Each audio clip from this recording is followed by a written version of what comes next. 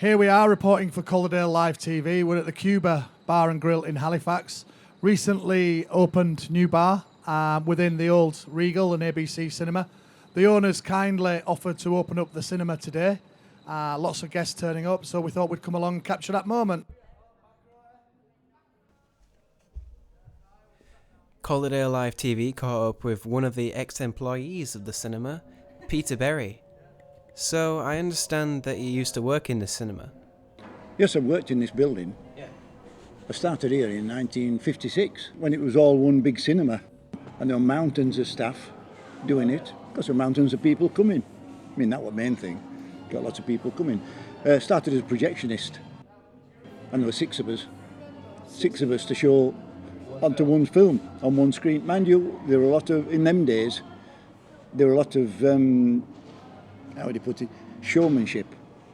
Everything had to be spot on. Yeah. You know, managers in those days were usually from military. You know, ex-colonels, sergeants, they used to set them on as cinema managers. And this particular cinema, it was built by ABC's chief architect, which were William Riddle Glenn. He was their chief architect, and he built a lot of ABCs. He was architect for a lot of ABC cinemas, and a lot are like this. But when they come to split them up, a lot of them they destroy it completely.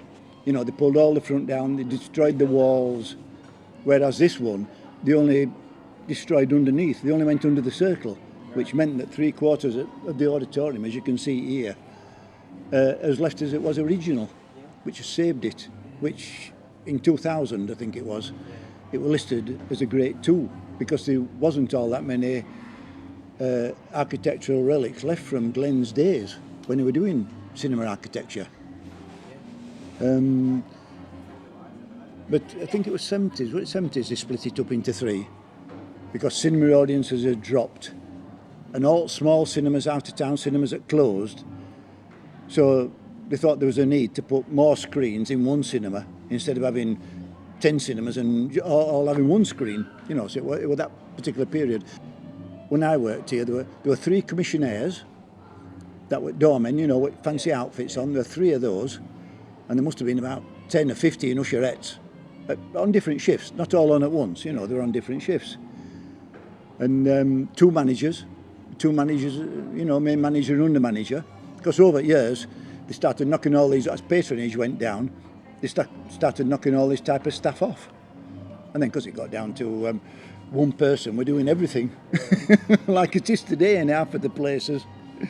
But in those days it was precision run, you know, 50s and early 60s, everything had to be spot on. Your curtains had to be spot on. When you open curtains, you don't open them so that as soon as record finished, them curtains were open. You know, records in those days, you know. And you're playing the tune, and to work it out, there's so many seconds off at the end of that tune, curtains started opening. When they got to end, picture hit the screen, and the sound stopped off the record. You couldn't just chop it off in the middle. No. Plus, all records had to be non-vocal. You know, it were all music. That's so that if you had to take them off in the middle, you didn't chop it off in somebody singing or anything like that. You know, you could fade it out. And then you had timesheets and you'd all sorts of. And the usherettes, every Sunday you used to have to line up in the circle foyer and be examined uniform-wise. The manager and the under-manager used to walk down them in a line. And they used to examine the usherettes, you know, fingernails, everything, you know, to look good.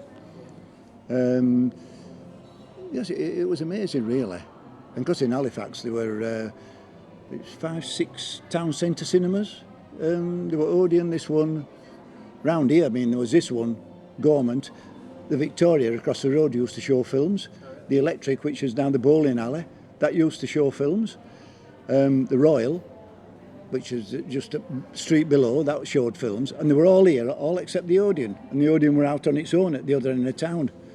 But at this end of town, there were all them cinemas, all showing films, all getting loads of people in, all got queues round block at night. You know, it was amazing, till television came in.